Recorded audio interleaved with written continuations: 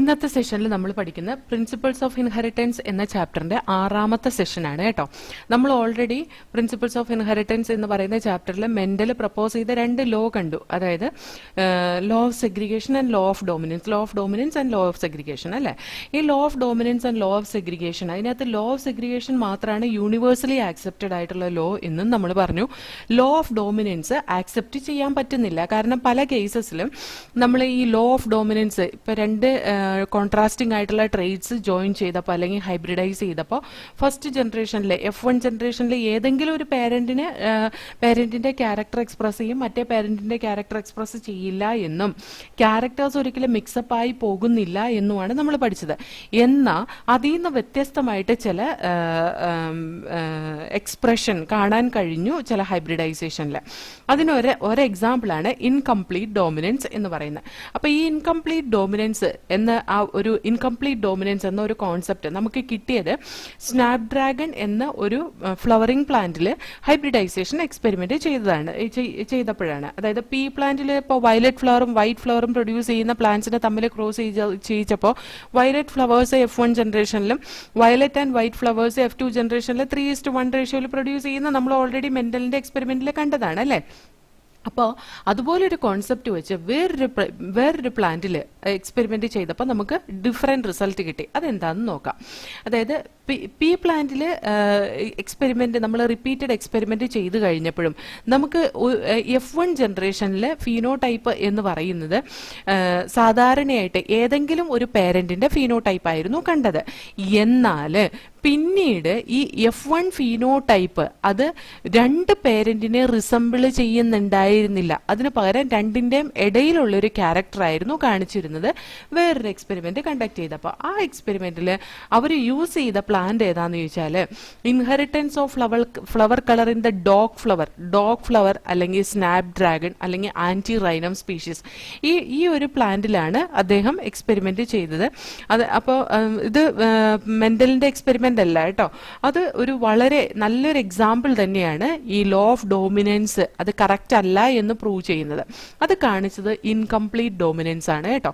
Incomplete dominance, ഒരു colour വേറൊരു കളറിന്റെ മേലെ ഇൻകംപ്ലീറ്റ് ആയിട്ട് ഡോമിനേറ്റ് ചെയ്ത് നിൽക്കുക. അതിനൊരു എക്സാമ്പിൾ ആണ് റെഡ് കളർ ഫ്ലവർ പ്രൊഡ്യൂസ് ചെയ്യുന്ന antirrhinum species white colour flower produce ചെയ്യുന്ന ആന്റി റൈനം സ്പീഷീസുമായിട്ട് ക്രോസ് ചെയ്തപ്പോൾ ഗ്യാമീറ്റ്സ് പ്രൊഡ്യൂസ് ചെയ്തത് ഇത് പ്യുവർ വെറൈറ്റി, ഇതും പ്യുവർ വെറൈറ്റി ആണ്.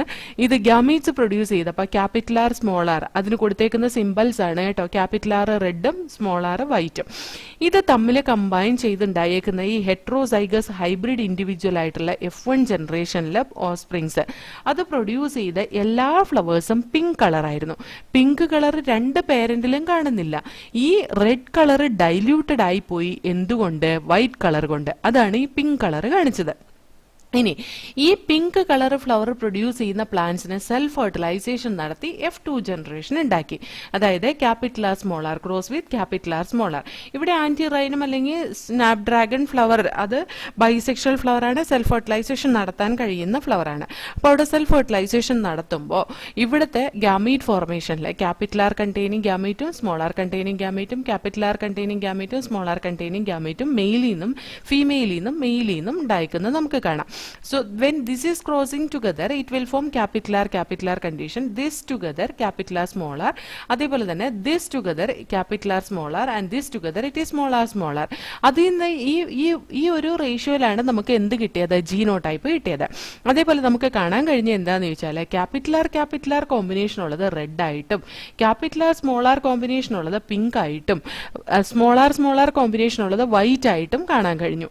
എന്ന് പറഞ്ഞാൽ phenotypic ratio of F2 generation 3:1 പകരം എന്തായി? 1:2:1 എന്നായി. അത് ആക്ച്വലി മെന്റേലിയൻ ലോ ഓഫ് ഡോമിനൻസിലെ 1:2:1 ratio genotype and phenotypic ratio 3:1 എന്നുള്ളത് വയലേറ്റ് ചെയ്ത് ഫീനോടൈപ്പിന്റെയും ജീനോടൈപ്പിന്റെയും റേഷ്യോ ഒന്ന് തന്നെയായി. അതായത് 1:2:1 എന്നത് തന്നെ ആയി എന്നാണ് ഈ ഒരു എക്സ്പെരിമെന്റിൽ നമ്മൾ പറയുന്നത്. അപ്പോൾ ഇവിടെ 2 ക്യാരക്ടറും കൂടി മിക്സ് ആവുക അല്ല ചെയ്യുന്നത്. വൈറ്റ് കളർ ക്യാരക്ടർ ഇതിനെ വൈറ്റ് കളർ എന്ന ഒരു കളർ പ്രൊഡ്യൂസ് ചെയ്യുമ്പോൾ ആ വൈറ്റും റെഡും കൂടി നമ്മൾ തന്നെ എന്തായി കൂട്ടി കലർത്തിയാൽ റെഡ് എന്തായി പോയി പിങ്ക് കളർ ആയിട്ട് മാറും അല്ലേ. അങ്ങനെ ഒരു ഫിനോമിനോണാണ് ഇവിടെ കാണുന്നത്. എന്നാ പിന്നെ ജീൻ എന്താണ്, എന്നാ പിന്നെ ഈ കളർ പ്രൊഡ്യൂസ് ചെയ്യുന്ന സ്റ്റഫ് എങ്ങനെയാണ് എക്സ്പ്രസ് ചെയ്യുന്നത് എന്നുള്ളതാണ് നെക്സ്റ്റ് പാരഗ്രാഫായിട്ട് കൊടുത്തത്. അതായത് കോൺസെപ്റ്റ് ഓഫ് ഡോമിനൻസ്, അത് എക്സാക്ട്ലി എന്താണ് ഡോമിനൻസ് എന്ന് പറയുന്നത്, എന്തുകൊണ്ടാണ് ചില അലീൽസ് ഡോമിനൻറ്റും ചില അലീൽസ് റിസസീവായിട്ട് നിൽക്കുന്നത് എന്ന് നമുക്ക് അടുത്ത് നോക്കാം. അതിനുമുമ്പ് നമുക്ക് ഈ പാരഗ്രാഫ് ഒന്ന് വായിച്ചു നോക്കാം. Incomplete dominance. When experiments on peas were repeated using other traits in other plants, it was found that sometimes the F1 had a phenotype that did not resemble either of the two parents and was in between the two. അതായത് P plant അല്ലാതെ ഈ same type experiment വേറെ പ്ലാന്റിൽ വേറെ ക്യാരക്ടറിൽ ചെയ്തു നോക്കിയപ്പോൾ, hybridise ചെയ്തു നോക്കിയപ്പോൾ അവർക്ക് കാണാൻ കഴിഞ്ഞൊരു കാര്യം എന്താണെന്ന് ചോദിച്ചാൽ, F1 പ്രോജനീസ് പ്രൊഡ്യൂസ് ചെയ്തതിന്റെ ഫീനോടൈപ്പ് രണ്ട് പേരൻസിനും റിസംബ്ലൻസ് ഉണ്ടായിരുന്നില്ല, രണ്ട് പേരൻസിനോടും സാമ്യം ഇല്ലാതെ അത് രണ്ട് പേരൻസിനും ഇടയിലുള്ളൊരു ക്യാരക്ടറായിരുന്നു കാണിച്ചത്. The inheritance of flower color in the dog flower or snapdragon or antirrhinum species is a good example to understand incomplete dominance. അതിനെ ആ ഒരു രണ്ടിന് ഇടയിലുള്ള ക്യാരക്ടർ കാണിച്ചതുകൊണ്ട് നമ്മൾ അതിനെ ഇൻകംപ്ലീറ്റ് ഡോമിനൻസ് എന്ന് പറഞ്ഞു. അതായത് റെഡ് കളറിനെ കംപ്ലീറ്റ് ആയിട്ട് ഡോമിനേറ്റ് ചെയ്യാൻ കഴിയുന്നില്ല because of this white colour. അതിനെ നമ്മൾ ഇൻകംപ്ലീറ്റ് ഡോമിനൻസ് എന്നാണ് പറയുന്നത്. ഈ ഇൻകംപ്ലീറ്റ് ഡോമിനൻസ് കാണാൻ കഴിഞ്ഞത് സ്നാപ്ഡ്രാഗൺ അല്ലെങ്കിൽ ആന്റിറൈനം സ്പീഷീസിലാണ്. അതേപോലെ തന്നെ ഒരു ട്രൂ ബ്രീഡിംഗ് റെഡ് കളർ, അതായത് capital R true breeding white colour പ്ലാന്റുമായിട്ട് ക്രോസ് ചെയ്തപ്പോൾ ഇനി cross breeding true breeding red colour and true breeding white flower plants, the F1 capital R small R was pink അല്ലെ. നമ്മൾ കണ്ടത് ഇത് സെയിം സംഗതി തന്നെയാണ് ഇവിടെ എഴുതി വെച്ചേക്കുന്നത്. When the F1 was self pollinated, the F2 resulted in the following ratio 1:2:1, 1 red, 2 pink, 1 white. Here the genotypic ratio were exactly as we would expect in any Mendelian monohybrid cross. നമ്മൾ expect ചെയ്ത പോലെ തന്നെ 1:2:1 genotypic ratio കിട്ടി നമുക്ക്. പക്ഷേ but the phenotypic ratio had changed from the 3:1 dominant is to recessive ratio. അതായത് നമ്മൾ phenotypic ratio dominant and recessive combination 3:1 റേഷ്യോയിൽ കിട്ടുന്ന അത് വയലേറ്റ് ആയിട്ട് 1:2:1 എന്ന ആ ഒരു റേഷ്യോയിൽ തന്നെയാണ് വന്നത്. What happen was that capital R was not completely dominant over small R and this made it possible to distinguish capital R small R as pink from capital R and small R. അതായത് capital R എന്ന് പറയുന്നത് complete ആയിട്ട് small ആറിന്റെ മേലെ dominate ചെയ്ത് നിൽക്കാൻ കഴിയുന്നില്ല. അതുകൊണ്ട് തന്നെ ക്യാപിറ്റൽ ആർ സ്മോൾ ആർ എന്നത് പിങ്ക് കളർ ആണ് പ്രൊവൈഡ് ചെയ്തിരുന്നത്, റെഡിന്നും വൈറ്റിന്നും ഡീവിയേറ്റ് ചെയ്തിട്ട് കേട്ടോ. ഇനി നമുക്ക് അതിന്റെ എക്സ്പ്ലനേഷൻ നോക്കാം. എന്താണ് ഈ ഡോമിനൻസിന്റെ ആ ഒരു കോൺസെപ്റ്റ് എന്താണെന്ന് നമുക്ക് നോക്കാം. ഇങ്ങനെയാണ് നമുക്ക് ഈ കോൺസെപ്റ്റ് ഓഫ് ഡോമിനൻസ് എക്സ്പ്ലെയിൻ ചെയ്യാൻ കഴിയുന്നതെന്ന് നോക്കാം. എന്താണ് എക്സാക്ട്ലി ഡോമിനന്റ്, എന്താണ് ചില അലീൽസ് ഡോമിനന്റ് ആയിട്ടും ചിലത് റിസസീവായിട്ടും കാണുന്നത്. ഇത് ടാക്കിൾ ചെയ്യാൻ വേണ്ടിയിട്ട് നമ്മൾ ഏത് ക്വസ്റ്റ്യനിൽ കൂടിയാണ് പോകേണ്ടതെന്നറിയോ? എന്താണ് ജീൻ എങ്ങനെയാണ് വർക്ക് ചെയ്യുന്നത്, ഓരോ ജീനും എങ്ങനെയാണ് വർക്ക് ചെയ്യുന്നത്. നമുക്കറിയാലോ ഏതൊരു ഫിസിയോളജിക്കൽ ക്യാരക്ടറും ഏതൊരു മോർഫോളജിക്കൽ ക്യാരക്ടറും അത് കൺട്രോൾ ചെയ്യുന്നത് മെറ്റാബോളിക് ആക്ടിവിറ്റീസ് ആണ്. ഈ മെറ്റാബോളിക് ആക്ടിവിറ്റീസ് എന്ന് പറയുന്നത് അല്ലെങ്കിൽ ലൈഫ് ആക്ടിവിറ്റീസ് അല്ലെങ്കിൽ ലൈഫ് പ്രോസസ് എന്ന് പറയുന്നത് പല എൻസൈംസും മീഡിയേറ്റ് ചെയ്യുന്ന പ്രോസസ്സാണ്. കുറേ എൻസൈംസ് ഒക്കെ ആണ് അതിനെ ആ ഒരു മെറ്റാബോളിക് ആക്ടിവിറ്റീസിൻ്റെ സ്പീഡ് കൂട്ടുന്നത്, അതായത് അതിനെ എൻഹാൻസ് ചെയ്യുന്നത്. അപ്പോൾ ഈ എൻസൈംസിൻ്റെ ഒക്കെ പ്രൊഡക്ഷൻ വളരെ അത്യന്താപേക്ഷിതമാണ് ഓരോ മെറ്റാബോളിക് ആക്ടിവിറ്റി ഉണ്ടാക്കാൻ വേണ്ടി. അതേപോലെ ഒരു മെറ്റാബോളിക് ആക്ടിവിറ്റിയുടെ ഫലമായിട്ടാണ് ഈ ഫ്ലവറിന് എന്ത് കിട്ടുന്നത്, കളർ കിട്ടുന്നത്. അപ്പോൾ വൈറ്റ് കളറിനെ റെപ്രസെന്റ് ചെയ്യുന്ന മെറ്റാബോളിക് ആക്ടിവിറ്റീസും റെഡ് കളർ ഉണ്ടാവാൻ വേണ്ടിയിട്ടുള്ള മെറ്റാബോളിക് ആക്ടിവിറ്റീസും, അങ്ങനെ പലതരത്തിലുള്ള മെറ്റാബോളിക് ആക്ടിവിറ്റീസ് ഉണ്ടാവാം. അപ്പോൾ ഓരോ ജീനും ഓരോ തരത്തിലുള്ള ഇതാണ് പോളിപെപ്റ്റൈഡിനെ ആയിരിക്കും സിന്തസൈസ് ചെയ്യുക, അല്ലെങ്കിൽ പ്രോട്ടീനെ ആയിരിക്കും സിന്തസൈസ് ചെയ്യുക. ആ ഓരോ പ്രോട്ടീനും ഓരോ തരത്തിലുള്ള എൻസൈം ആയിട്ടായിരിക്കാം ആക്ട് ചെയ്യുന്നത് കേട്ടോ.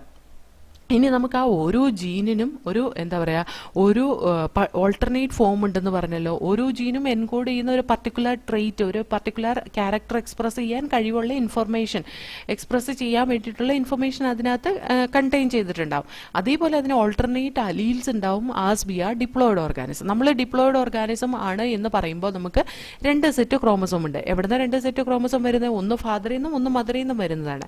അപ്പോൾ നമുക്ക് alternate form of the genes are present. Okay, ഈ ഓരോ ജീനിൻ്റെയും 2 കോപ്പി അതൊരു പെയർ ഓഫ് അലീലായിട്ടാണ് റിമെയിൻ ചെയ്യുന്നത്. ആ പെയർ ഓഫ് അലീൽ ചിലപ്പോൾ ഐഡന്റിക്കൽ ആവാം, ചിലപ്പോൾ അത് ഡിഫറെൻ്റ് ആവാം. അത് ഐഡന്റിക്കൽ ആണെങ്കിൽ നമ്മൾ അതിനെ ഹോമോസൈഗസ് എന്നും, അത് ഡിഫറെൻ്റ് ആണെങ്കിൽ നമ്മൾ അതിനെ ഹെട്രോസൈഗസ് എന്നും ആണ് പറയുന്നത് കേട്ടോ. ചില കേസസിൽ അത് രണ്ടും ഡിഫറെൻ്റ് ആവുന്നത് എന്തുകൊണ്ടാണെന്ന് ചോദിച്ചാൽ, ചില കേസസിൽ നിന്നല്ല, അത് അങ്ങനെ ഡിഫറൻസ് അല്ലെങ്കിൽ വേരിയേഷൻ വരുന്നത് സാധാരണയായിട്ട് കാണുന്ന അലീലിൽ നിന്ന് വേരിയേഷൻ വരുന്നത് മ്യൂട്ടേഷൻ കൊണ്ടാവാം കേട്ടോ. ഈ മ്യൂട്ടേഷൻസ് അതിനകത്ത് ആ ജീനിൽ അല്ലെങ്കിൽ ആ ഒരു അലീലിൽ കണ്ടെയ്ൻ ചെയ്തേക്കുന്ന ഇൻഫർമേഷനെ മോഡിഫൈ ചെയ്യാം. അപ്പോൾ ആ പർട്ടിക്കുലർ അലീലിൽ കണ്ടെയ്ൻ ചെയ്തേക്കുന്ന ഇൻഫർമേഷനെ മോഡിഫൈ ചെയ്യുമ്പോൾ അത് ചിലപ്പോൾ വേറൊരു പ്രോഡക്റ്റ് ആവാം ഉണ്ടാക്കുന്നത്. അതിനൊരു എക്സാമ്പിളാണ്, let us take an example of a gene that contain the information for producing an enzyme. ഒരു എൻസൈം പ്രൊഡ്യൂസ് ചെയ്യുന്ന ഒരു ജീൻ നമ്മളതിന് എക്സാമ്പിളായിട്ട് എടുക്കുകയാണ്. നമുക്കറിയാം ഈ ഒരു ജീനിന് 2 കോപ്പി ഇല്ലേ, 2 ഓൾട്ടർനേറ്റ് അലീലിക് ഫോം ഇല്ലേ. ഇനി നമ്മൾ ഇത് അസ്യൂം ചെയ്ത് നോക്കിക്കഴിഞ്ഞ് കഴിഞ്ഞിട്ടുണ്ടെങ്കിൽ ഒരു നോർമൽ അലീല് പ്രൊഡ്യൂസ് ചെയ്യുന്ന നോർമൽ എൻസൈം അത് ഒരു പർട്ടിക്കുലർ സബ്സ്ട്രേറ്റിനെ പ്രോഡക്റ്റ് ആക്കി മാറ്റാൻ കഴിവുള്ളതായിരിക്കും. അതേസമയം അതിൻ്റെ വേരിയൻ്റ് ആയിട്ടുള്ള അലീല്, അതിൻ്റെ കോൺട്രാസ്റ്റിംഗ് ആയിട്ടുള്ള അലീല്, അല്ലെങ്കിൽ അതിൻ്റെ ഓൾട്ടർനേറ്റ് ഫോം ആയിട്ടുള്ള അലീല്, നോർമൽ ആയിട്ടുള്ള അലീൽ ഒരു ഫംഗ്ഷൻ ചെയ്തു, അതൊരു എൻസൈം ഉണ്ടാക്കി. അതെന്തിനാണ്? ഒരു സബ്സ്ട്രേറ്റിനെ പ്രോഡക്റ്റ് ആക്കി മാറ്റാൻ, അല്ലെങ്കിൽ ഒരു മെറ്റാബോളിക് ആക്ടിവിറ്റീസിനെ ക്യാരി ഔട്ട് ചെയ്യാൻ വേണ്ടി, ഒരു മെറ്റാബോളിക് ആക്ടിവിറ്റീനെ ക്യാരി ഔട്ട് ചെയ്യാൻ വേണ്ടിയിട്ടുള്ള ആ ഒരു എൻസൈം ആണെന്നിരിക്കട്ടെ. ഇനി ഈ ഒരു അലീല് മോഡിഫൈ ചെയ്ത് കഴിഞ്ഞ് കഴിഞ്ഞാൽ, അല്ലെങ്കിൽ അതിന് മ്യൂട്ടേഷൻ നടന്നിട്ട് ഒരു ചേഞ്ച് ഉണ്ടായി കഴിഞ്ഞ് കഴിഞ്ഞിട്ടുണ്ടെങ്കിൽ അത് പ്രൊഡ്യൂസ് ചെയ്യുന്നത് ചിലപ്പോൾ ആ എൻസൈം പ്രൊഡ്യൂസ് ചെയ്യാതിരിക്കുക, ചിലപ്പോൾ ലെസ് എഫിഷ്യൻ്റ് ആയിട്ടുള്ള എൻസൈം ആയിരിക്കും പ്രൊഡ്യൂസ് ചെയ്യുക, ചിലപ്പോൾ കുറച്ച് ചേഞ്ചസ് ഒക്കെ ഉണ്ട് എന്ന് കരുതി നോർമൽ ആയിട്ടുള്ള അലീൽ പ്രൊഡ്യൂസ് ചെയ്യുന്ന അതേ നോർമൽ ആയിട്ടുള്ള പ്രോഡക്റ്റ് പ്രൊഡ്യൂസ് ചെയ്യുക, ചിലപ്പോൾ നോൺ ഫങ്ഷണൽ ആയിട്ടുള്ള എൻസൈം ആയിരിക്കാം പ്രൊഡ്യൂസ് ചെയ്യുക, ചിലപ്പോൾ എൻസൈം പ്രൊഡ്യൂസ് ചെയ്യാതെ ഇരിക്കാം. അപ്പോൾ നോക്കിക്കേ, ഇവിടെ നമ്മൾ ഈ ഒരു എക്സാമ്പിൾ വെച്ച് ഈ ഒരു പ്ലാന്റിൽ റെഡ് കളർ ഫ്ലവർ പ്രൊഡ്യൂസ് ചെയ്യുന്ന പ്ലാന്റും ഉണ്ടായിരുന്നു, വൈറ്റ് കളർ ഫ്ലവർ പ്രൊഡ്യൂസ് ചെയ്യുന്ന പ്ലാന്റും ഉണ്ടായിരുന്നു. ഇവിടെ റെഡ് കളർ പ്രൊഡക്ഷന് വേണ്ടിയിട്ട് ഉള്ള ഇൻഫർമേഷൻ ക്യാരി ചെയ്യുന്ന ജീൻ അതിൻ്റെ ഓൾട്ടർനേറ്റ് ഫോമാണ്, അതിൻ്റെ ഓൾട്ടർനേറ്റ് അലീലാണ് വൈറ്റ് കളർ ഫ്ലവർ പ്രൊഡ്യൂസ് ചെയ്യേണ്ട ഇൻഫർമേഷൻ കൺസിസ്റ്റ് ചെയ്യുന്ന അലീൽ എന്ന് പറയുന്നത് അല്ലേ. അപ്പം അതിനകത്ത് അത്രയും കാര്യങ്ങൾ മനസ്സിലായല്ലോ. അപ്പോൾ ഇതിനകത്ത് ഈ ഒരു ജീനിന്, അതായത് ശരിക്കും പറഞ്ഞാൽ റെഡ് കളർ ആയിരുന്നു പ്രൊഡ്യൂസ് ചെയ്യേണ്ടത്, ആ റെഡ് കളർ പ്രൊഡ്യൂസ് ചെയ്യാനുള്ള ഇൻഫർമേഷൻ ക്യാരി ചെയ്യുന്ന ആ ജീനിന് എന്തോ ഒരു മ്യൂട്ടേഷൻ സംഭവിച്ചപ്പോൾ ആ മ്യൂട്ടേഷൻ്റെ ഫലമായിട്ട് അത് വന്ന ചേഞ്ച് എന്താണെന്ന് വെച്ചാൽ അതിൽ നിന്ന് പ്രൊഡ്യൂസ് ചെയ്യുന്ന ആ ഒരു എൻസൈം കൊണ്ട് റെഡ് കളർ ഉണ്ടാക്കുന്നതിന് പകരം അത് വൈറ്റ് കളറാണ് ഉണ്ടാക്കുന്നത്.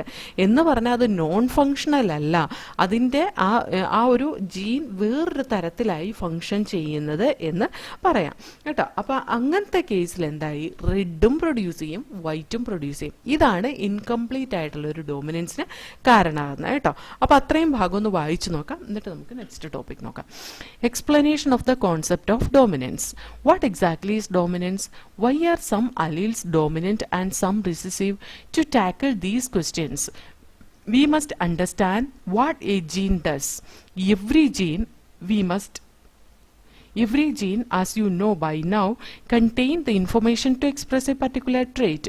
In a diploid organisms, there are two copies of each gene, that is, as a pair of alleles. Now, these two alleles need not always be identical as in heterozygote. One of them may be different due to some changes that it has undergone, about which you will read further on and in the next chapter. അത് വേറൊന്നുമല്ല, mutation ആണ്, which modify the information that particular alleles contain. Let us take an example of a gene that contains the information for producing an enzyme. Now, there are two copies of this gene, the two allelic forms.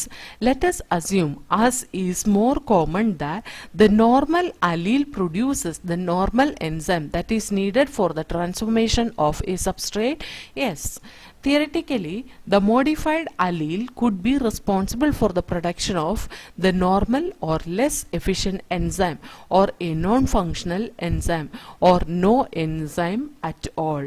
കേട്ടോ, അപ്പോൾ ഇത്രയും കാര്യങ്ങൾ, അതായത് ഒരു alternate form of the അലീൽ, അത് different type ആണെങ്കിൽ അത് ചിലപ്പോൾ ഡിഫറെൻറ്റ് ടൈപ്പിൽ ഫങ്ഷൻ ചെയ്യാം, ഡിഫറെൻറ്റ് തരത്തിൽ ഫങ്ഷൻ ചെയ്യാം.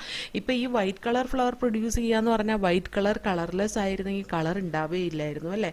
അപ്പോൾ ആ വൈറ്റ് കളർ എന്നൊരു കളർ അവിടെ പ്രൊഡ്യൂസ് ചെയ്യുന്നില്ല, അതുകൊണ്ട് തന്നെ റെഡ് കളർ തന്നെ എക്സ്പ്രസ് ചെയ്യുമായിരുന്നു. ഓക്കെ, അതിന് പകരം ഇവിടെ വൈറ്റും കൂടെ പ്രൊഡ്യൂസ് ചെയ്തപ്പോൾ റെഡിനെ ഡൈല്യൂട്ട് ചെയ്ത് കളഞ്ഞു, എന്ത്, വൈറ്റ് കളർ. അപ്പോൾ ഇവിടെ മോഡിഫൈഡ് ആയിട്ടുള്ള അലീലാണ് ശരിക്കും എന്തായിട്ട് ആക്ട് ചെയ്യുന്നത്, റിസസീവ് അലീലായിട്ട് ആക്ട് ചെയ്യുന്നത്. ഡോമിനൻ്റ് അലീൽ എന്ന് പറയുന്ന ഒറിജിനൽ ഫീനോടൈപ്പ് പ്രൊഡ്യൂസ് ചെയ്യുന്ന ഒറിജിനൽ ജീനിനെയാണ് ഡോമിനൻ്റ്, അല്ലെങ്കിൽ ഒറിജിനൽ അലീലിനെയാണ് ഡോമിനൻ്റ് അലീൽ എന്ന് പറയുന്നത്. അപ്പോൾ ഇവിടെ നമ്മൾ 3 കേസസ് അല്ലേ പറഞ്ഞത്, ഒന്നുപോലെ നോർമൽ അല്ലെങ്കിൽ ലെസ് എഫിഷ്യൻ്റ് ആയിട്ടുള്ള എൻസൈം പ്രൊഡ്യൂസ് ചെയ്യാം. ഫസ്റ്റ് കേസിൽ നമ്മൾ നോക്കിയാൽ മോഡിഫൈഡ് അലീൽ അൺമോഡിഫൈഡ് അലീലിന് ഈക്വലൻ്റ് ആണ്, അതായത് it will produce the same phenotype or trait that result in the transformation of substrate. അതായത് സെയിം ഫിനോടൈപ്പ് തന്നെ എക്സ്പ്രസ് ചെയ്യും, അല്ലെങ്കിൽ സെയിം എന്താ പറയുക, സെയിം ക്യാരക്ടർ തന്നെ ആ ജീനും കാണിക്കും കേട്ടോ. അതേപോലെ തന്നെ such equivalent alleles pairs are very common. അതേപോലത്തെ ഈക്വലന്റ് അലീൽ പെയർ വളരെ കോമൺ ആയിട്ട് കാണുന്ന, അതുപോലെ ഒന്നാണ് ഈ വൈറ്റ് കളർ ഫ്ലവർ പ്രൊഡ്യൂസ് ചെയ്യുന്ന അലീൽ, അല്ലെങ്കിൽ റെഡ് കളർ ഫ്ലവർ പ്രൊഡ്യൂസ് ചെയ്യുന്ന അലീലിൻ്റെ ഒപ്പം വരുന്ന വൈറ്റ് കളർ ഫ്ലവർ പ്രൊഡ്യൂസ് ചെയ്യുന്ന അലീൽ. ശരിക്കും പറഞ്ഞാൽ വൈറ്റ് കളർ ഫ്ലവർ പ്രൊഡ്യൂസ് ചെയ്യുന്ന അലീലാണ് മ്യൂട്ടേറ്റഡ്, പക്ഷെ അവരൊരു ഫംഗ്ഷൻ ചെയ്യുന്നുണ്ട്. ആ ഫംഗ്ഷൻ എന്ന് പറയുന്ന വൈറ്റ് കളർ പ്രൊഡ്യൂസ് ചെയ്യുന്നതാണ്. ആ വൈറ്റ് കളറും റെഡ് കളറും കൂടി ആവുമ്പോൾ എന്താവും, പിങ്ക് കളറായിട്ട് മാറും എന്ന് മാത്രം കേട്ടോ. ഇനി ഈ അലീൽസ് പ്രൊഡ്യൂസ് ചെയ്യുന്ന നോൺ ഫങ്ഷണൽ എൻസൈമോ അല്ലെങ്കിൽ എൻസൈം പ്രൊഡ്യൂസ് ചെയ്യാതെ ഇരിക്കുകയോ ചെയ്താൽ അതിൻ്റെ ഫീനോടൈപ്പിനെ തീർച്ചയായിട്ടും അത് എഫക്റ്റ് ചെയ്യും. ആ ഫീനോടൈപ്പ് അല്ലെങ്കിൽ ട്രീറ്റ് അത് എന്താ പറയുക, എക്സ്പ്രസ് ചെയ്യാതെ വരും, നോൺ ഫങ്ഷണൽ എൻസൈം അല്ലെങ്കിൽ എൻസൈംസ് പ്രൊഡ്യൂസ് ചെയ്യാതെ ഇരുന്ന് കഴിഞ്ഞിട്ടുണ്ടെങ്കിൽ കേട്ടോ. അപ്പോൾ അതിൻ്റെ ക്യാരക്ടർ വന്നിട്ട് അൺമോഡിഫൈഡ് അലീലിനെ മാത്രം ഡിപ്പെൻഡ് ചെയ്തിട്ടായിരിക്കും അതിൻ്റെ ക്യാരക്ടർ പോകുന്നത്. അൺമോഡിഫൈഡ് അലീൽ അല്ലെങ്കിൽ ഫങ്ഷനിങ് അലീൽ എന്ന് പറയുന്നത് ഒറിജിനൽ ഫിനോടൈപ്പിനെ റെപ്രസെൻ്റ് ചെയ്യുന്ന ഡോമിനൻ്റ് അലീലാണ് കേട്ടോ. അതേപോലെ തന്നെ മോഡിഫൈഡ് അലീൽ എന്ന് പറയുന്നത് മോഡിഫൈഡ് അലീൽ എന്ന് പറയുന്നതാണ് റിസസീവ് അലീൽ എന്നത്. റിസസീവ് അലീൽ എന്ന് പറയുന്ന മോഡിഫൈഡ് അലീലാണ്.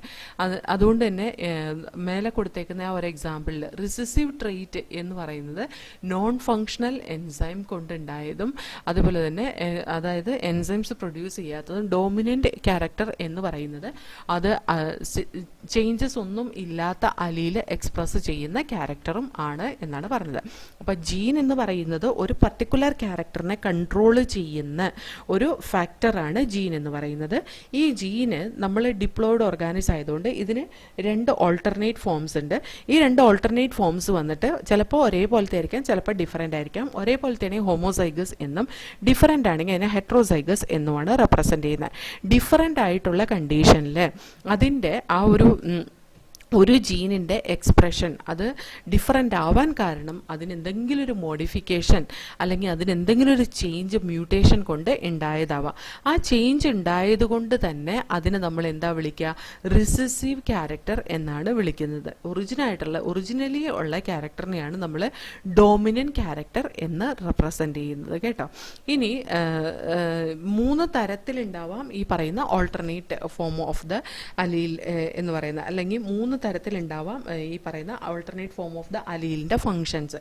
ഒന്നുപോലെ ഒരു ചേഞ്ചും ഇല്ലാതെ സെയിം ക്യാരക്ടർ എക്സ്പ്രസ് ചെയ്യാം. സെയിം ക്യാരക്ടർ എന്ന് പറഞ്ഞാൽ ഫ്ലവറിൻ്റെ കളർ എന്നാണ് ഉദ്ദേശിച്ചിട്ടുള്ളൂ, റെഡ് കളർ എന്ന് ഉദ്ദേശിച്ചിട്ടില്ല. സെയിം ക്യാരക്ടറാണ്, അല്ലാതെ കോൺട്രാസ്റ്റിംഗ് ട്രെയ്റ്റ് അല്ല കേട്ടോ. അപ്പം അത് റെഡിന് പകരം വൈറ്റ് കളറാണ് പ്രൊഡ്യൂസ് ചെയ്യുന്നതെങ്കിൽ റെഡിൻ്റെ മേലെ കംപ്ലീറ്റ് ആയിട്ട് ഡോമിനേറ്റ് ചെയ്ത് നിൽക്കാൻ പറ്റില്ല എന്ന് ചുരുക്കം. അതാണ് ഇൻകംപ്ലീറ്റ് ഡോമിനൻസിന് കാരണമാകുന്നത്. ഇനി ചിലതിന് എക്സ്പ്രസ് ചെയ്യാൻ കഴിയാതെ വരാം, അതിൻ്റെ ഫങ്ഷൻ തന്നെ കംപ്ലീറ്റ് പോയിട്ടുണ്ടാവാം. അങ്ങനെ പോയിട്ടുള്ളതിൻ്റെ കേസിൽ ആ ഒരു പർട്ടിക്കുലർ ക്യാരക്ടർ എക്സ്പ്രസ് ചെയ്യേയില്ല ഈ ഒരു അലീലിനെ കൊണ്ട്. അതുകൊണ്ട് തന്നെ ഏതാണോ ചേഞ്ച് ഒന്നും വരാതെ അൺമോഡിഫൈഡ് ആയിട്ട് നിൽക്കുന്ന അലീൽ, അതിൻ്റെ ക്യാരക്ടറായിരിക്കും അത് എക്സ്പ്രസ് ചെയ്യുന്നത്. അത് ലോ ഓഫ് ഡോമിനൻസ് അല്ലെങ്കിൽ ഡോമിനൻസിക്ക് കാരണം ആകും എന്നാണ് പറയുന്നത്. അപ്പോൾ നമുക്ക് ഇത്രയും ഭാഗം ഒന്ന് വായിച്ചു നോക്കാം കേട്ടോ. In the first case, the modified allele is equivalent to unmodified allele. That is, it will produce the same phenotype or trait. That is, result in the transformation of substrate S. Such equivalent allele pairs are very common. But if the allele produces a non-functional enzyme or no enzyme, the phenotype may be affected. The phenotype or trait will only be depend on the functioning of the unmodified allele. The unmodified or functioning allele which represent the original phenotype is the modified allele, and the modified allele is generally the recessive allele. Hence, in the example above, the recessive trait is seen due to non-functional enzyme or because no enzyme is produced. Okay. അപ്പോൾ നമ്മൾ പറഞ്ഞ law of ഡോമിനൻസിന്റെ ഒരു exception ആണ് incomplete dominance കേട്ടോ. Law of dominance പറഞ്ഞപ്പോൾ എല്ലാ ഓർഗാനിസത്തിലും ഇങ്ങനെ ഒരു പേരന്റൽ ക്യാരക്ടർ മാത്രം ഡോമിനേറ്റ് ചെയ്ത് F1 ജനറേഷനിൽ നിൽക്കുന്നു എന്നാണ് മെൻഡൽ പറഞ്ഞതെങ്കിലും അതിന്റെ ഒരു എക്സെപ്ഷൻ ആയിട്ടാണ് ഇൻകംപ്ലീറ്റ് ഡോമിനൻസ് ആന്റിറൈനം സ്പീഷീസ് അല്ലെങ്കിൽ സ്നാപ് ഡ്രാഗൺ അല്ലെങ്കിൽ ഡോഗ് ഫ്ലവറിൽ നമ്മൾ പിങ്ക് കളർ ഫ്ലവർ പ്രൊഡ്യൂസ് ചെയ്യുന്നതും അതുപോലെ തന്നെ 1:2:1 phenotypic ratio instead of 3:1 ratio നമ്മൾ ഈ പറയുന്ന ഇൻകംപ്ലീറ്റ് ഡോമിനൻസിൽ കണ്ടത്. ഇനി ഈ പറയുന്ന ലോ ഓഫ് ഡോമിനൻസിന്റെ തന്നെ അടുത്ത് വേറൊരു എക്സെപ്ഷൻ ആണ് കോഡോമിനൻസ്. അതായത് നമുക്കറിയാം ഡിപ്ലോയിഡ് ഓർഗാനിസത്തില് ഒരു ക്യാരക്ടർ കൺട്രോൾ ചെയ്യുന്ന ജീനിന് 2 ഓൾട്ടർനേറ്റ് ഫോംസ് ഉണ്ട് അല്ലെ. ഒന്ന് ഫാദറിൽ നിന്നും ഒന്ന് മദറിൽ നിന്നും റിസീവ് ചെയ്യുന്നത്, അതായത് ഒന്ന് മെയിൽ പാരന്റിൽ നിന്നും ഒന്ന് ഫീമെയിൽ പാരന്റിൽ നിന്നും റിസീവ് ചെയ്യുന്നത്. അപ്പോൾ ഈ alternate forms of the alleles രണ്ടും ഒരേപോലെ എക്സ്പ്രസ് ചെയ്യുകയാണെങ്കിൽ അതിന് നമ്മൾ പറയുന്ന പേരാണ് കോഡോമിനൻസ്. അതിനൊരു എക്സാമ്പിൾ AB ബ്ലഡ് ഗ്രൂപ്പ് ആണ്. അപ്പൊ ഈ AB ബ്ലഡ് ഗ്രൂപ്പ് എന്ന് പറയുന്ന ബ്ലഡ് ഗ്രൂപ്പ് ഡിസൈഡ് ചെയ്യുന്ന ഒരു ജീനാണ്, അത് ഐ ജീൻ ആണ് കേട്ടോ. നമ്മുടെ ബ്ലഡ് ഗ്രൂപ്പ് കൺട്രോൾ ചെയ്യുന്ന ഐ ജീൻ ആണ് നമ്മുടെ ബ്ലഡ് ഗ്രൂപ്പ് കൺട്രോൾ ചെയ്യുന്നത്. ഈ ഐ ജീൻ ഉള്ളത് 9ാമത്തെ ക്രോമസോമിലാണ് കേട്ടോ. 9th ക്രോമസോമിലുള്ള ഐ ജീൻ ആണ് നമ്മുടെ ബ്ലഡ് ഗ്രൂപ്പ് ഡിസൈഡ് ചെയ്യുന്നത്. ബ്ലഡ് ഗ്രൂപ്പ് പലതരത്തിലുണ്ടല്ലോ, നമുക്കറിയാൻ പാടില്ലേ. Blood group A blood group ഉണ്ട്, ബി ബ്ലഡ് ഗ്രൂപ്പ് ഉണ്ട്, AB ബ്ലഡ് ഗ്രൂപ്പ് ഉണ്ട്, O ബ്ലഡ് ഗ്രൂപ്പ് ഉണ്ട്, അങ്ങനെ പലതരത്തിൽ ബ്ലഡ് ഗ്രൂപ്പ് ഉണ്ട് അല്ലെ. അപ്പൊ ഈ ഐ ജീൻ RBCയുടെ സർഫസിലിരിക്കുന്ന RBCയുടെ ഉള്ളിലിരിക്കുന്ന I gene it produces different types of sugars on the surface of RBC. RBCയുടെ സർഫസിൽ പലതരത്തിലുള്ള ഷുഗർ പ്രൊഡ്യൂസ് ചെയ്യും. ഈ ഷുഗർ ഏത് തരത്തിലുള്ള ഷുഗർ ആണോ പ്രൊഡ്യൂസ് ചെയ്യുന്നത് അതനുസരിച്ചാണ് ബ്ലഡ് ഗ്രൂപ്പിംഗ് വരുന്നത്. അപ്പൊ ക്രോമസോം നമ്പർ 9 എന്ന് പറയുന്നപ്പോൾ എന്റെ ബോഡിയിലെ ക്രോമസോം നമ്പർ 9 ആണെങ്കിൽ എന്റെ ഫാദറിന്റെ ക്രോമസോം നമ്പർ 9 ഉണ്ടാവും എന്റെ ബോഡിയിൽ, മദറിന്റെ ക്രോമസോം നമ്പർ 9 ഉണ്ടാവും എന്റെ ബോഡിയിൽ. അതായത് ഇപ്പൊ ഞാൻ ആ ക്രോമസോം ഇപ്പൊ ഒരു DNA ഫോമിൽ വരയ്ക്കാന്നിരിക്കട്ടെ, ഇതായിരിക്കും ക്രോമസോം നമ്പർ 9ലിരിക്കുന്ന DNA. This I have received from my father and the other DNA which I have received from my mother. ഇത് രണ്ടും എന്താണ്? 9th ക്രോമസോമിലിരിക്കുന്ന DNA ആണ്. ഈ 9th ക്രോമസോമിലിരിക്കുന്ന DNAയുടെ ഇത്രയും ഭാഗമാണ് എൻ്റെ ബ്ലഡ് ഗ്രൂപ്പ് ഡിസൈഡ് ചെയ്യുന്നതെങ്കിൽ ഇത് കണ്ട, ഇതിന് 2 ഓൾട്ടർനേറ്റ് ഫോം ഇല്ലേ. ഈ ഇത്രയും ഭാഗത്തിന് ഞാൻ എന്ത് പറയാ? ഐ ജീൻ എന്ന് പറയാം.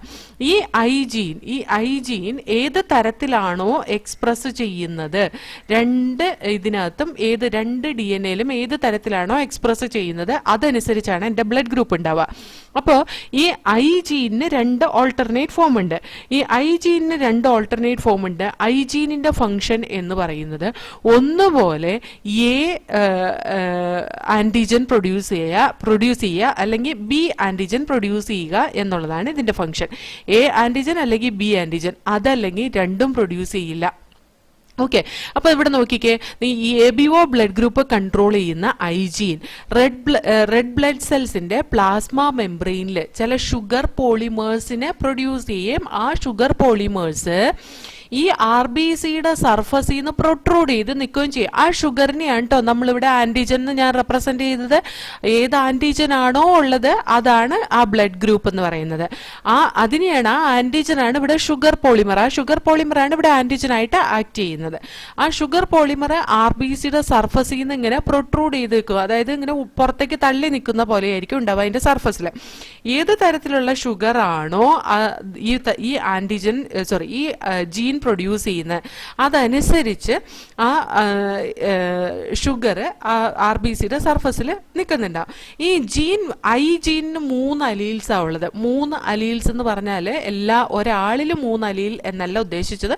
ഐ ജീനിന് മൊത്തം 3 തരത്തിലുള്ള ഫോം ഉണ്ട്. ഒന്ന് IA, ഒന്ന് IB, ഒന്ന് സ്മോൾ ഐ ആണ് കേട്ടോ.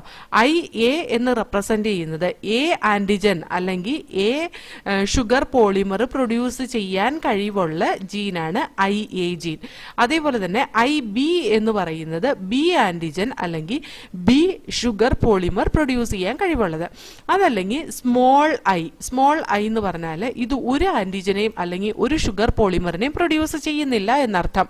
എന്ന് പറഞ്ഞാൽ ഈ സ്മോൾ ഐ ആണ് ഇവിടെയും വരുന്നതെങ്കിൽ, രണ്ടും സ്മോൾ ഐ ആണെങ്കിൽ എന്താവും, അവിടെ ഒരു ആന്റിജന്റെ പ്രൊഡക്ഷനും ഉണ്ടാവില്ല. അവിടെ ആന്റിജനും ബി ആന്റിജനും ആബ്സെന്റ് ആയിരിക്കും എന്ന് ചുരുക്കം കേട്ടോ. ഇനി ഈ ആന്റിജനും the alleles IA and IB produce slightly different form of the sugar ആണ് കേട്ടോ. ഈ ഷുഗർ പോളിമർ അത് പ്രൊഡ്യൂസ് ചെയ്യുന്ന വളരെ ചെറിയ വ്യത്യാസം മാത്രമേ ഉള്ളൂ.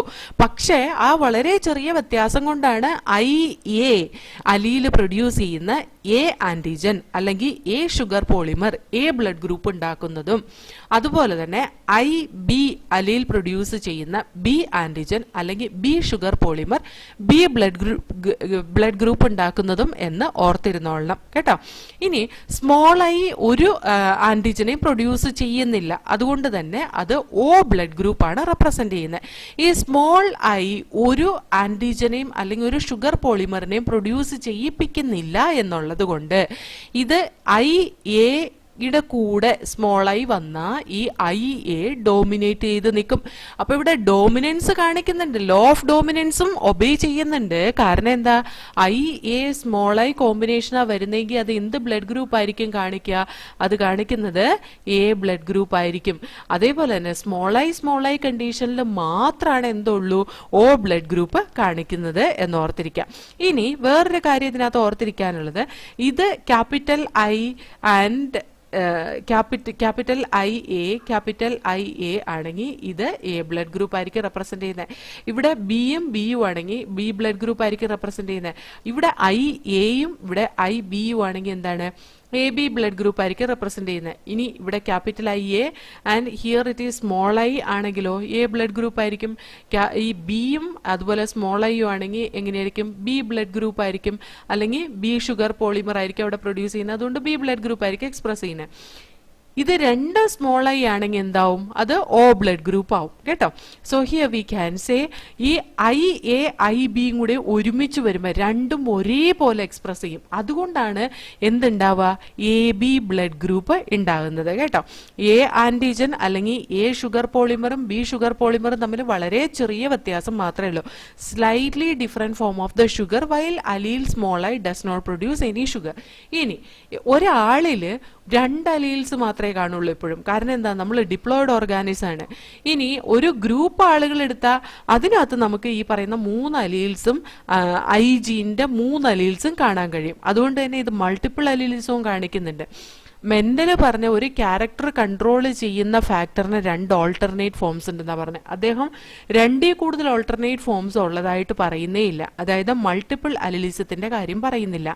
അതേപോലെ തന്നെ അദ്ദേഹം പറഞ്ഞ എന്താന്ന് വെച്ചാൽ 2 കോൺട്രാസ്റ്റിംഗ് ക്യാരക്ടേഴ്സ് ഒരു ഹൈബ്രിഡിൽ ഒരുമിച്ച് കൊണ്ടുവന്നു കഴിഞ്ഞാൽ ഒരു പേരന്റിന്റെ ക്യാരക്ടർ മാത്രം F1 ജനറേഷനിൽ എക്സ്പ്രസ് ചെയ്യുന്ന പറഞ്ഞത്. പക്ഷെ ഇവിടെ AB ബ്ലഡ് ഗ്രൂപ്പ്, ഈ A ബ്ലഡ് ഗ്രൂപ്പ് ഉള്ള ഒരാളെയും B ബ്ലഡ് ഗ്രൂപ്പ് ഉള്ള ഒരാളെയും തമ്മിൽ ക്രോസ് ചെയ്യിപ്പിച്ചാൽ AB ബ്ലഡ് ഗ്രൂപ്പ്, AB എന്ന് പറയുന്ന രണ്ടും ഒരേപോലെ ഒരേ സ്ട്രെങ്ത്തിൽ എക്സ്പ്രസ് ചെയ്തു എന്നുള്ളതാണ്.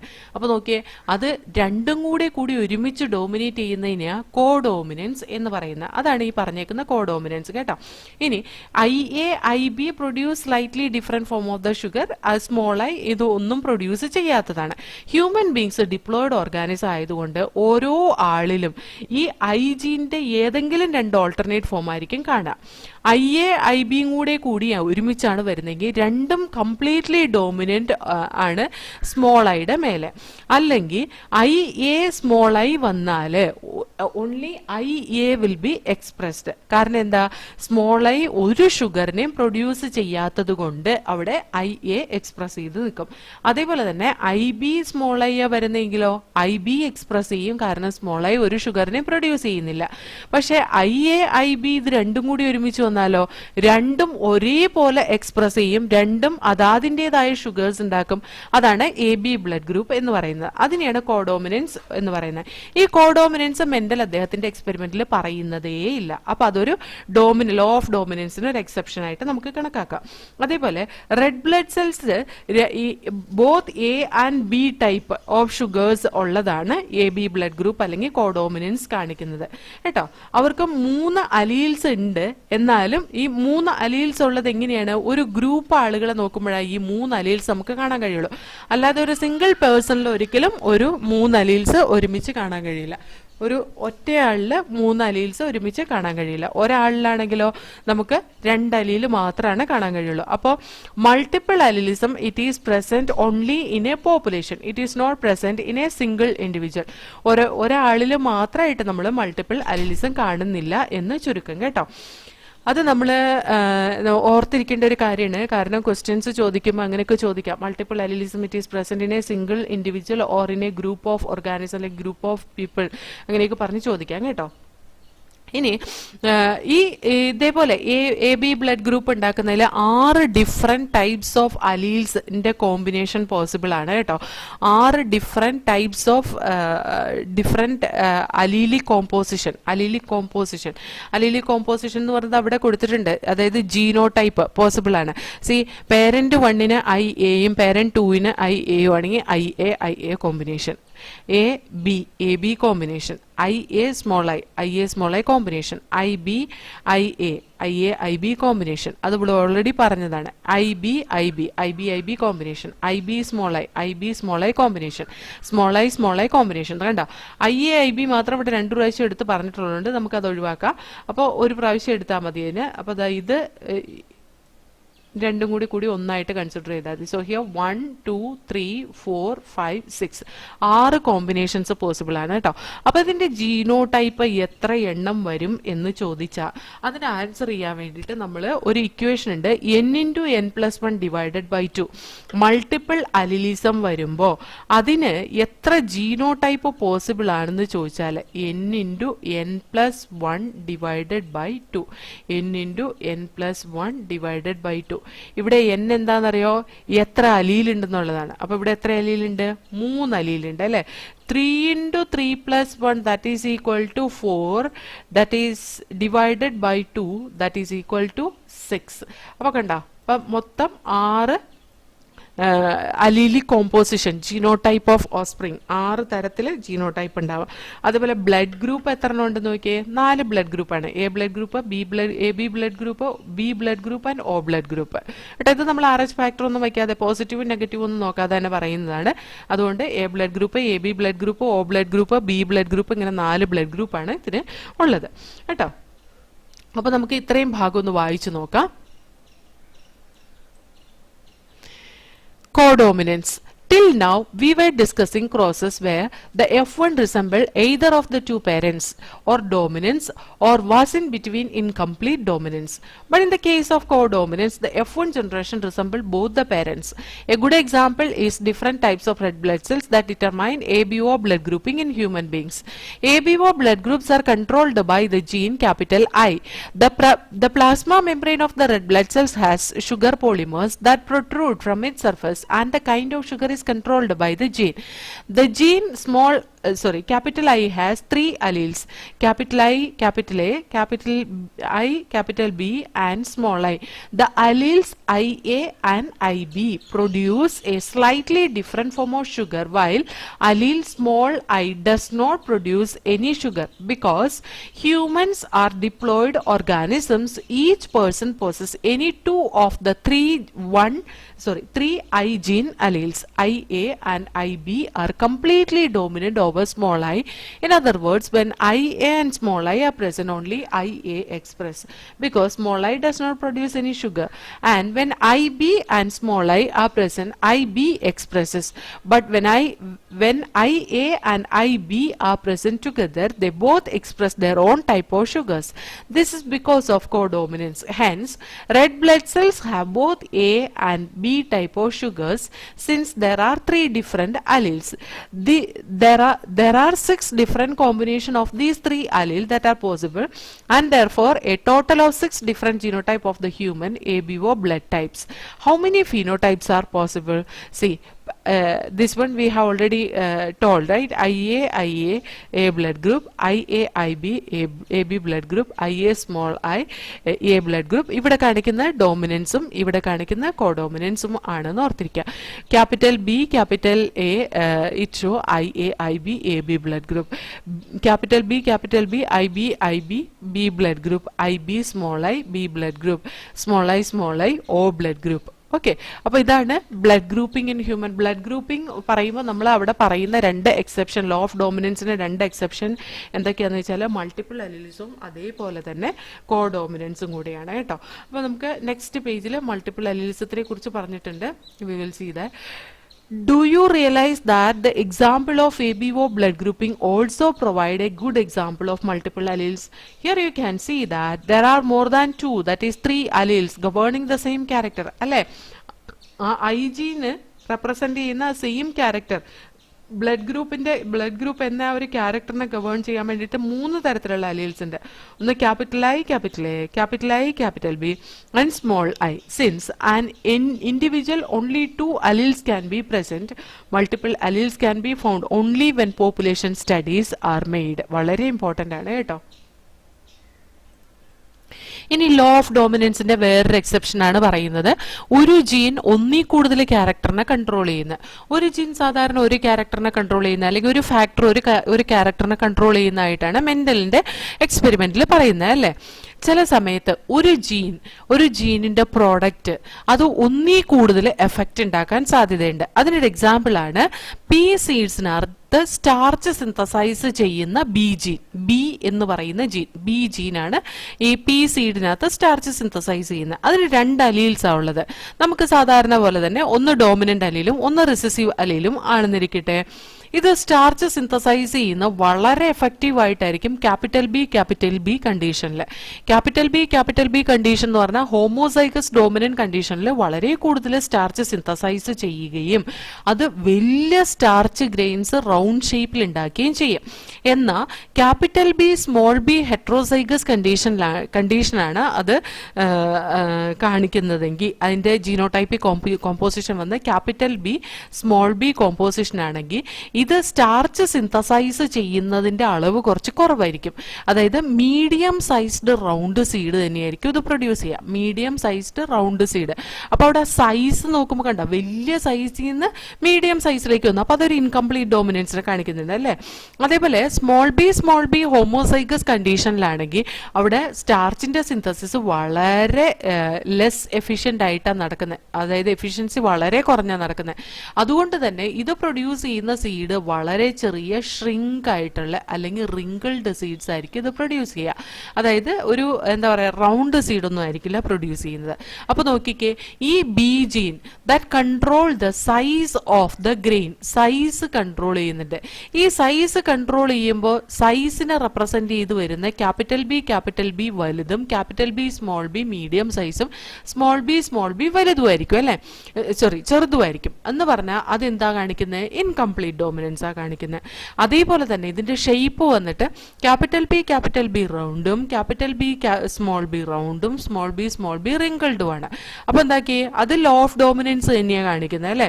പക്ഷേ ഇത് രണ്ടും കൺട്രോൾ ചെയ്യുന്ന size and shape of the seed as it is controlling by the same gene that is called as the pleiotropic gene. Size and